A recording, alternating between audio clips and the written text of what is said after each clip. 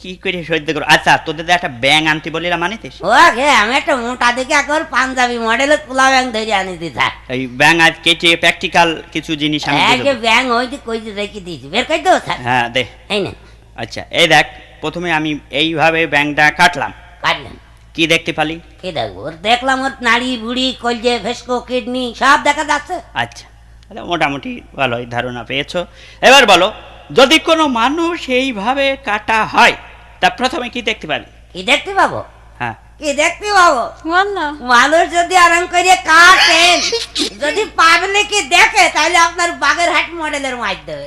বাগেরহাট মডেলের মানে? হ্যাঁ ওই দেখেন না খবরের কাগজে বাগেরহাটে সন্ত্রাসী ধরে মারে আর চোখ তুলে নেয়, আর আপনি মানুষ কাটবেন আপনার তারা কি সালাম করবে? পেটেই সমান করে ভেজে দেবে। আর যদি পুলিশে দেখে তাহলে তার কোনো খবর নেই। হ্যাঁ, পাবলিক রিমান্ডে থেকে নিয়ে গিয়ে আবার ওখানে কাঁঠাল গাছে ঝুলিয়ে দেবেনি পাদানি। বুঝবেন মানুষ কাটার কি জ্বালা? হ্যাঁ বাচ্চা ছেলে পেলে মানুষ কাটা শিখাতে এরকম মাস্টার আর হ্যাঁ হ্যাঁ, ওই এ হবে না, এ মাস্টারের দেওয়ার হবে না।